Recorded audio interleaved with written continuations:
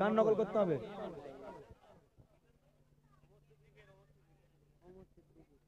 ওমর হুজুরের নকল হবে তো ইনশাআল্লাহ হবে ইনশাআল্লাহ, অসুবিধা নেই।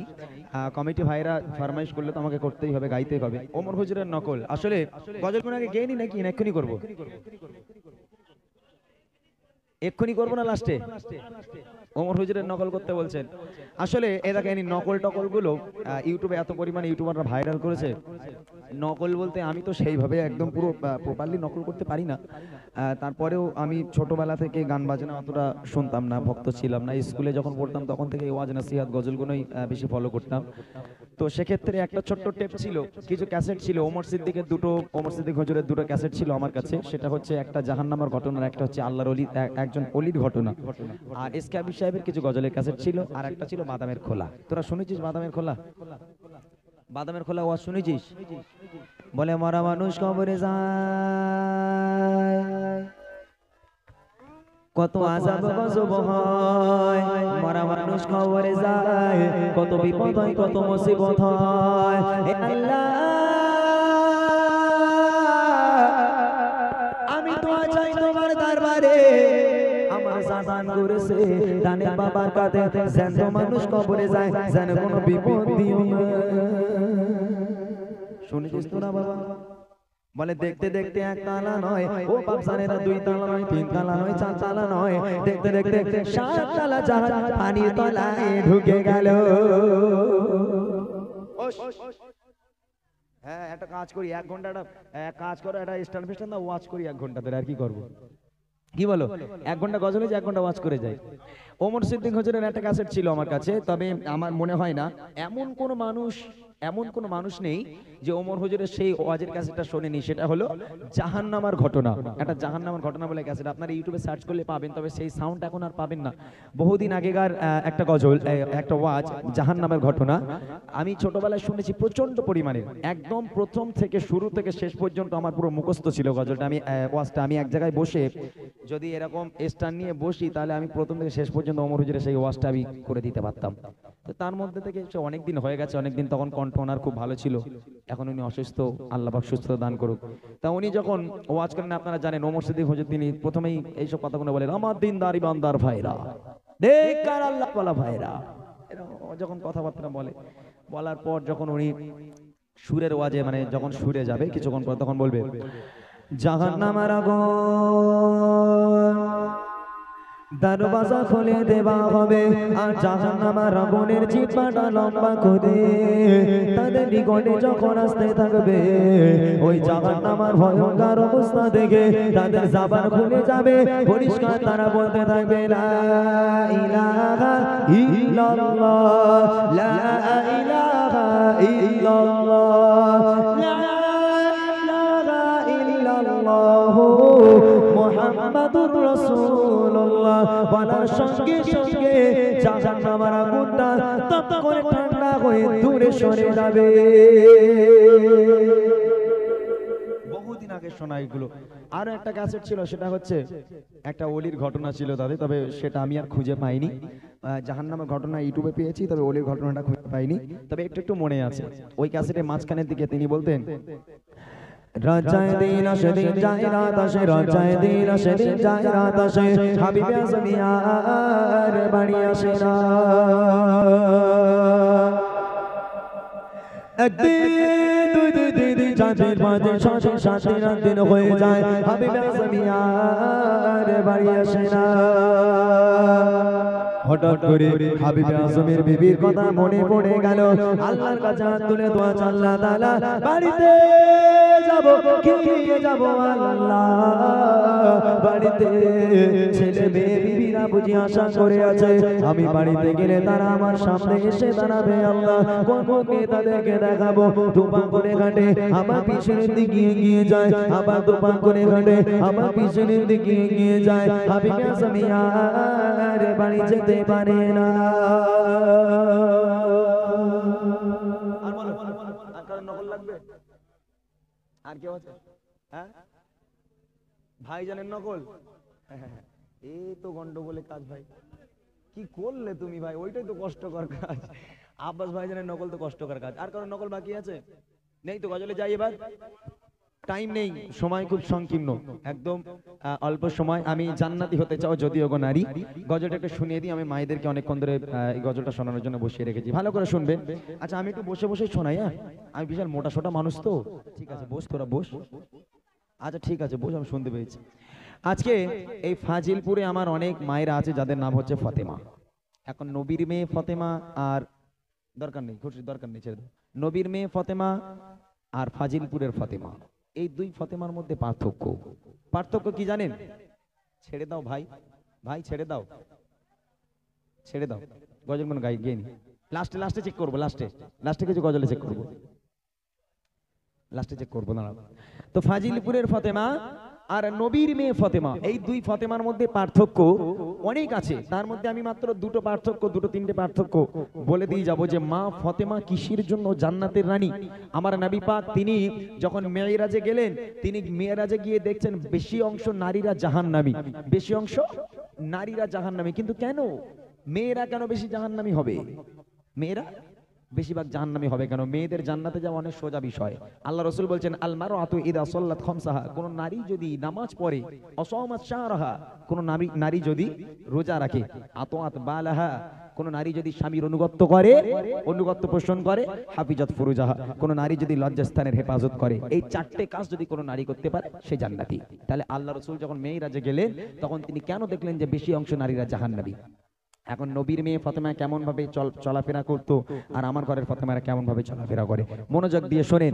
দুটো মাত্র পার্থক্য বলবো, একটা হলো পর্দা, একটা হলো বোরখা, আর একটা হলো স্বামীর খিদমত। এই দুটো কাজ মা ফতেমায় কেমন করতো আর আমার ঘরের ফতেমারা কেমন করে, খুব মনোযোগ দিয়ে শুনবেন। কবি ছন্দের মাধ্যমে লিখছে, জান্নাতি হতে চাও যদিও গো নারী, পর্দা পোশিদা ও গো মা জননী, জান্নাতি হতে চাও যদিও গো নারী, পর্দা পোশিদা ও গো মা জননী, জান্নাতি হতে চাও যদিও গো নারী, পর্দা পোশিদা ও গো মা জননী। শোনা শোনা ও গো মা বোনেরা, শোনা শোনা ও গো মা বোনেরা, কেমন ছিল মা ফাতেমা জননী, জান্নাতি হতে চাও যদিও গো নারী, পর্দা পোশিদা ও গো মা জননী, জান্নাতি হতে চাও যদিও গো নারী, পর্দা পোশিদা ও গো মা জননী। শোনা শোনা ও গো মা বোনেরা, শোনা শোনা ও গো মা বোনেরা, কেমন ছিল মা ফাতেমা জননী, জান্নাতি হতে চাও যদিও গো নারী, পর্দা পোশিদা ও গো মা জননী, জান্নাতি হতে চাও যদিও গো নারী, পর্দা পোশিদা ও গো মা জননী। প্রথম নাম্বার হলো বোরখা। এখানে আমার অনেক মায়েরা বোনেরা এসেছেন যারা পর্দা করে এসেছেন, কত সুন্দর ওড়না দিয়ে, ভালো করে, কেউ হিজাব করে, কেউ একদম কপাল পর্যন্ত ওড়না দিয়ে, সবাই আমার মায়েরা পর্দা করে এসেছেন। তবে মা ফাতেমার পর্দা আর আমার ঘরে ফাতেমাদের পর্দা, এই দুই পর্দার মধ্যে পার্থক্য কোথায়? কবি ছন্দের মাধ্যমে লিখে দেখেন, জান্নাতি রানী হলো কেমন করে, ডালিতে বাবর খাসে পরে দোগায়ে, জান্নাতি রানী হলো কেমন করে, ডালিতে বাবর খাসে পরে দোগায়ে, দেখতে কেমন ছিল ফর্সা কালো ছিল, দেখতে কেমন ছিল ফর্সা কালো ছিল, স্বামী সংসার ছাড়া কেউ তো দেখেনি, জান্নাতি হতে চাও যদিও গো নারী, পর্দা পোশিদা ও গো মা জননী, জান্নাতি হতে চাও যদিও গো নারী, পর্দা পোশিদা ও গো মা জননী। শোনা শোনা ও গো মা বোনেরা, শোনা শোনা ও গো মা বোনেরা, কেমন ছিল মা ফাতেমা জননী, জান্নাতি হতে চাও যদিও গো নারী, পর্দা পোশিদা ও গো মা জননী, জান্নাতি হতে চাও যদিও গো নারী, পর্দা পোশিদা ও গো মা জননী। একটা বোরকা ছিল। এখানে আমার যতজন মায়েরা বোনেরা এসেছে, এক একজনের বাড়িতে মনে হয় 5টা 10টার উপরে কাপড় হবে, 5টা 10টার উপরে বোরকা হবে। এখানে আমার ভাইরা তো অনেকে আছে যাদের, এই কারিমুল ভাই, ভাবির কটা বোরকা? হ্যাঁ জানো না তুমি? ও লোক জানে না মানে অগণিত বোরকা, ও লোক জানে না মানে অগণিত বোরকা কিনেছে। এখন নবীর মেয়ে ফাতেমা এরকম অগণিত বোরকা নয়, একটা মাত্র বোরকা ছিল, তাও ফ্রেশ নয়, চতুর্দিকে ছেঁড়া ফাটা তাবলি মারা বোরকা। একটা বোরখায় এত জায়গায় তাবলি মারা, এই একটা বোরকা তাবলি মারা বোরকা পরে নবীর মেয়ে ফাতেমা সারা জীবন কাটিয়েছে। তথাপিও আম্মাজান ফাতেমা কেমন দেখতে ছিল, তিনি লম্বা ছিলেন নাকি তিনি বেটে ছিলেন, তিনি ফর্সা ছিলেন নাকি তিনি কালো ছিলেন, তার স্বামী আর সন্তান, এই দুই পুরুষ ছাড়া পৃথিবীর আর কোনো পর পুরুষ আম্মাজান ফাতেমা মাকে কখনো চোখে রাখিনি। এখন এই পর্দা কি আমার ঘরের মেয়েরা করতে পারবে? এখন আমাদের কারিমুল ভাই মাইক চালাচ্ছে, এখন মাইক চালিয়ে যখন ধরে নেন খুব গরিব মানুষ, বেচারা খুব গরিব মানুষ, খুব কষ্ট করে এখন বাড়ি গেল, বাড়ি যাওয়ার সময় কারিমুল ভাই ভাবছে যে বউর জন্য একটা শাড়ি নিয়ে যায়। হ্যাঁ, তাই এখন কমিটির কাছে টাকা চাইলো, মাত্র 500 টাকা দিল। ভাই 500 টাকা লে যাও, আমার পরে হবে। কারণ 500 টাকার একটা শাড়ি কিনে কারিমুল ভাই যদি বাড়ি যায়, কে ডাকবে? এই ফাতেমা, ফাতেমা। আর আঙ্গা ঘরের ফাতেমা টেম্পা তো 5G স্পিডি, সবসময় সবসময় আসমানে চলে থাকে। বলো ওই নম্বর দেখতেছ কোনো ভূতি ধরেছ তোমার? বলে বাইরে একটা কথা আছে। কি কথা? বলে এই দেখ, সেই কমিটিটা 500 টাকা দিল, 1 টাকা বিড়ি খাওয়ার জন্যই রাখিনি, সব তোর জন্য একটা শাড়ি কিনে এনেছি। হ্যাঁ, তখন ভাবি বাইরে বার হয়ে শাড়িটা নিয়ে ভালো করে উল্টে পাল্টে দেখবে। দেখার পর আপনার কি মনে হয় ওই বউ, ওই ভাবি এখন স্বামীর পায়ে হাত দিয়ে সালাম করবে, খুশি হয়ে স্বামীকে জড়িয়ে ধরবে, না চোখগুলো রসগোল্লার মতন করবে? চোখগুলো একদম বড় বড় করে স্বামীর দিকে তাকে চলে ওরম করে দেখতেছি, খাবি নাকি? বলে তুমি মানুষের বাচ্চা। বলে কেন, কি হয়েছে? বলে এটা শাড়ি। বলে কেন? বলে মানসি পরে, তোমার মরা বাপের দিব্যি কত নিয়েছে বলো শাড়ি? বলে আল্লাহর কি রে, কমিটিরা 500 টাকা দিল, 1 টাকা নিজের জন্য রাখেনি, সব তোর জন্য শাড়ি এনেছে। তখন বউ রেগে গিয়ে বলে আমার বাপ মা যে তোমার কি দেখে বেঁধেছিল আমি জানিনি, তোমার মতন ওলা উপরে কেউ বে করে? হ্যাঁ। বলে কেন, কি হয়েছে?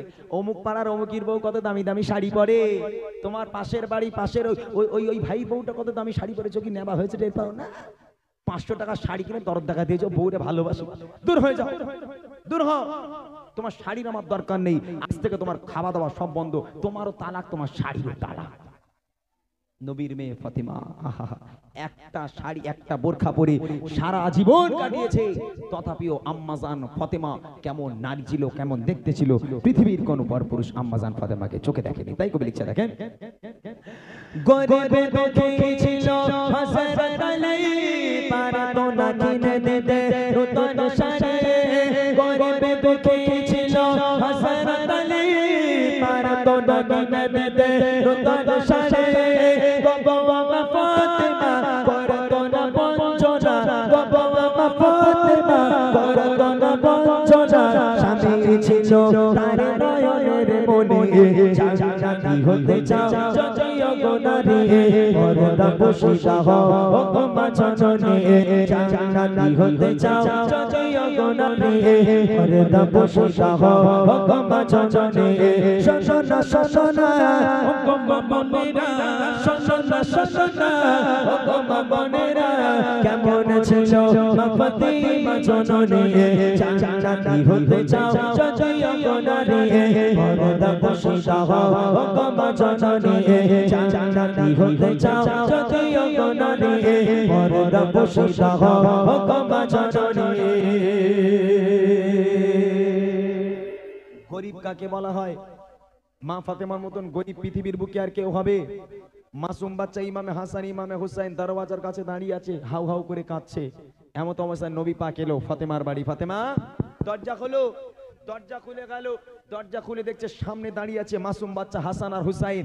চোখ থেকে অনর্বল পানি গড়িয়ে পড়ে। নবী পাক জিজ্ঞেস করে, কি রে কলিজার টুকরা, তোরা কাঁদছিস কেন বাবা? বলে না না, তোমার কাছে বিচার দেব। কার বিচার দিবি? তোমার মেয়ে ফাতেমার বিচার দেব। কেন রে, আমার মেয়ে ফাতেমা কি করেছে?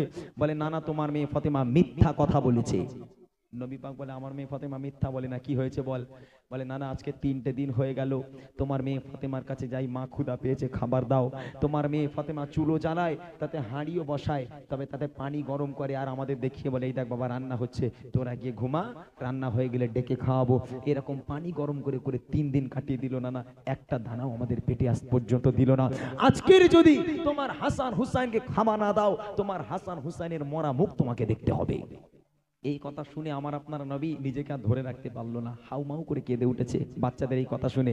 কাঁদার পর নবী পাক যে পিরান পড়েছিল, এই পিরানটা আস্তে আস্তে আস্তে আস্তে উপরের দিকে তুলছে, এই পেট পর্যন্ত তুলে হাসান হোসেনকে বলছে, কলিজার টুকরা তোরা কি দেখতে পাচ্ছিস বাবা? বলে, নানা তোমার পেটে তো পাথর দেখতে পাচ্ছি।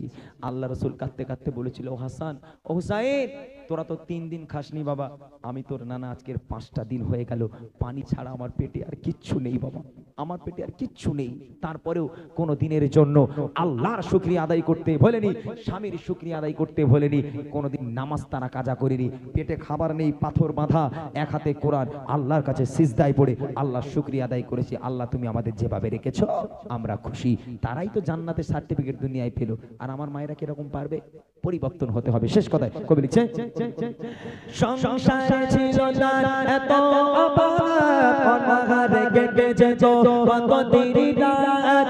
সংসারে ছিল না এত অভাব, অনাহারে কেটে যেত কত দিন রাত। পেটে পাথর বেঁধে বুকে কোরআন নিয়ে, পেটে পাথর বেঁধে বুকে কোরআন নিয়ে, এক ওয়াক্তের নামাজ কো বুঝারি রে।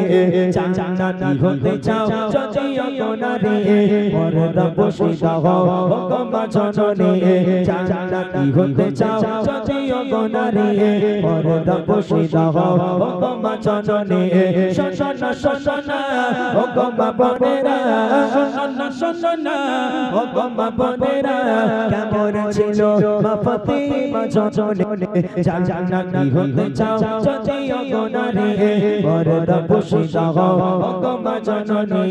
জান্নাতি হতে চাও যদিও নারী, পর্দা বসিদা হও গমা জননী। জান্নাতি হতে চাও যদিও নারী, পর্দা বসিদা হও গমা জননী। শেষ করে দিতে পার নাকি?